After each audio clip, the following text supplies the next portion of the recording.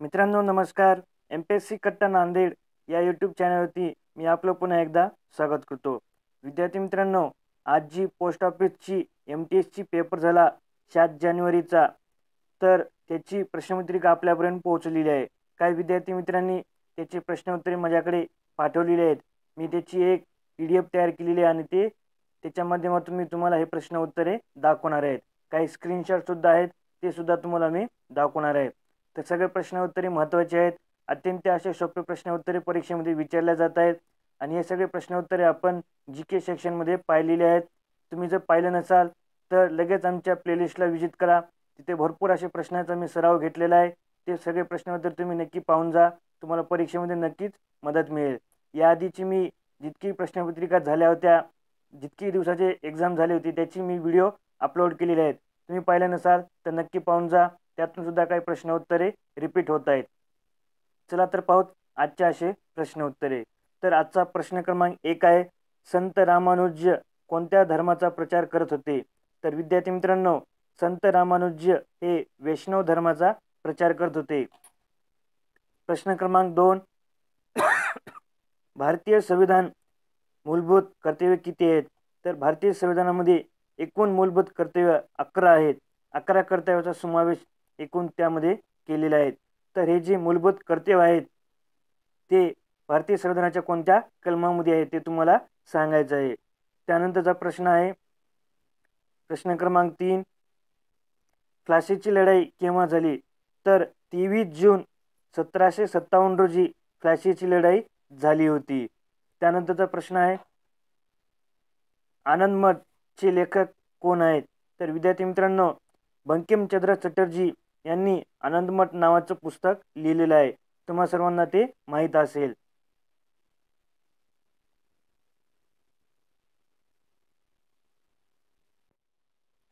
पुढचा प्रश्न आहे प्रश्न क्रमांक 5, कवी कालिदासाने लिहिलेल्या काव्यग्रंथ कोणकोणते आहेत?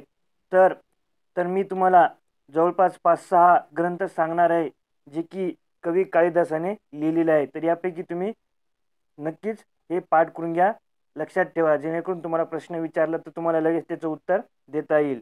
तर शकुंतलम, रघुवंशम, कुमार संभवन, मेघदूत आणि ऋतुसंहार. तर यामध्ये सगळ्यात महत्त्वाचा म्हणजे मेघदूत हा आहे, जो की परीक्षेमध्ये नेहमी विचारतात.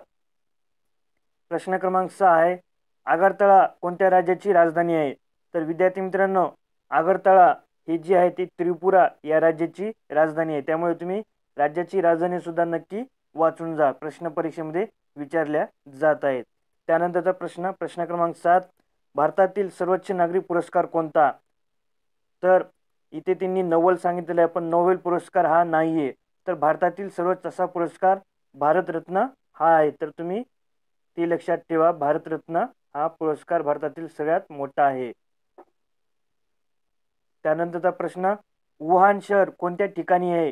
तर विद्यार्थी मित्रांनो, वुहान हे जे शहर आहे ते चीन या देशामध्ये आहे आणि इथूनच कोविड-19 याचा जन्म झालेला आहे.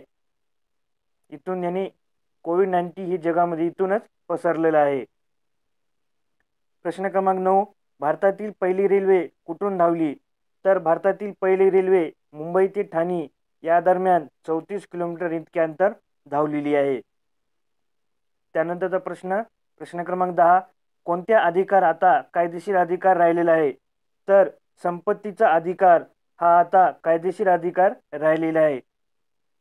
तर यासाठी कोणती घटना दुरुस्ती केली होती, कधी केली होती आणि तो आता कोणत्या कलमामध्ये समावेश केलेला आहे हे तुम्ही जाताना नक्की वाचून जा, तुम्हाला नक्की फायदा मिळेल.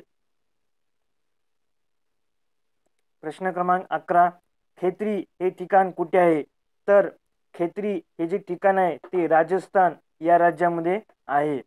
त्यानंतरचा प्रश्न, कोळशाचे एकूण प्रकार किती आहेत? तर कोळशाचे एकूण प्रकार 4 आहेत. एन्थासाइड, बिटुमिनस, लिग्नाइट आणि पिट्स हे 4 एकूण प्रकार आहेत. तर चारीमध्ये सगळ्यात उच्च दर्जात असतो तो एन्थासाइड आणि सगळ्यात कमी दर्जात असतो तो पिट्स. त्यानंतर विद्यार्थी मित्रांनो, लोकसभा आणि राज्यसभा यावरती 1-2 प्रश्न विचारलेले आहेत. त्यामुळे तुम्ही जाताना लोकसभा आणि राज्यसभा हा टॉपिक नक्की वाचून जा, तुम्हाला एक तरी प्रश्न तुमच्या परीक्षेमध्ये पाहायला भेटेल. त्यानंतरचा प्रश्न आहे प्रश्न क्रमांक 14. पूर्व पश्चिम घाटावरती सुद्धा एक प्रश्न होता. तर मी या आधीच्या व्हिडिओमध्ये तुम्हाला एक्सप्लेन करून सांगितलं आहे की पश्चिम घाटावरती 2 प्रश्न आलेले होते. तर आज सुद्धा पूर्व घाटावरती आणि पश्चिम घाटावरती प्रश्न आला होता, त्यामुळे तुम्ही हा सुद्धा टॉपिक नक्कीच पाहून जा. त्यानंतरचा प्रश्न आहे पुष्कर तलाव कोणत्या राज्यामध्ये आहे? तर तुम्हा सर्वांना माहीत असायला पाहिजे की पुष्कर तलाव हे राजस्थान या राज्यामध्ये आहे आणि पुष्कर इथे जगातील एकमेव असं ब्रह्मदेवाचं मंदिर आहे. हे सुद्धा पॉईंट तुम्ही लक्षात ठेवा. प्रश्न क्रमांक 16. कबीरदास यांनी कोणकोणते लिखाण केलेले आहे? तर संत कबीर यांनी कबीर ग्रंथावली, कबीर ग्रंथ, बीजक, कबीर के दोहे हे त्यांनी लिहिलेलं आहे. याविषयी तुम्ही नक्की वाचून जा. इतर सुद्धा प्रश्न तुम्हाला पाहायला मिळतील. त्यानंतरचा प्रश्न आहे ब्रिटिश ईस्ट इंडिया कंपनीची स्थापना केव्हा झाली? तर 31 डिसेंबर 1600 मध्ये ही स्थापना झालेली आहे. त्यानंतरचा प्रश्न आहे स्वामित्व योजना याबद्दल एक प्रश्न विचारला होता. तर ही जी स्वामित्व योजना आहे ते ग्रामीण भागात सुधारणा करण्यासाठी संपत्ती कार्ड वितरण केल्या जाणार आहेत. ही योजना नरेंद्र मोदी साहेबांनी नवीन सुरू केलेली आहे. प्रत्येक व्यक्तीला आता आपली संपत्ती कार्ड भेटणार आहे. त्यामध्ये त्या व्यक्तीच्या नावावरती कोणकोणती संपत्ती आहे ते दाखवले जाणार आहे आणि त्यावरती आता टॅक्स सुद्धा लागणार आहे. तर विद्यार्थी मित्रांनो, आता पाहूत काही स्क्रीनशॉट घेतलेले प्रश्न उत्तरे जे की विद्यार्थी मित्रांनो आम्हाला लिहून पाठवले होते. तर त्यामध्ये प्रश्न क्रमांक 1 आहे आनंद मठचे लेखक कोण आहेत? तर ते मी तुम्हाला PDF मध्ये सांगितलेलं आहे की आनंद मठ याचे लेखक बंकिमचंद्र चट्टोपाध्याय हे आहेत. त्यानंतरचा प्रश्न आहे COBIL याचे फुल फॉर्म काय आहे? तर कॉमन बिझनेस ओरिएंटेड लँग्वेजेस हे त्याचं फुल फॉर्म आहे. त्यानंतर ईस्ट इंडिया कंपनीची स्थापना हा सुद्धा प्रश्न मी तुम्हाला सांगितलेला आहे. त्यानंतर संसदेमध्ये मंत्र्यांना शपथ कोण देतो? तर संसदेमध्ये जो मंत्र्यांना शपथ देतो तो म्हणजे राष्ट्रपती असतो. त्यानंतर खेत्री तांबे प्रकल्प कुठे आहे?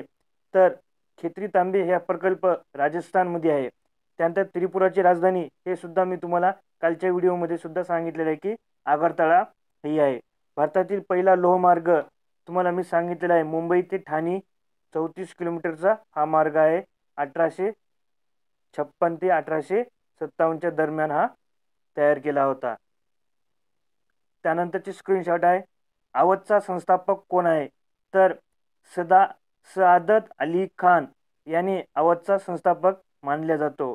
त्यानंतर आंध्र प्रदेश व तेलंगणा या कोणत्या घाट जोडतो? तर आंध्र प्रदेश आणि तेलंगणा याला श्रीशैलम घाट जोडतो. श्रीशैलम घाट हा जोडतो.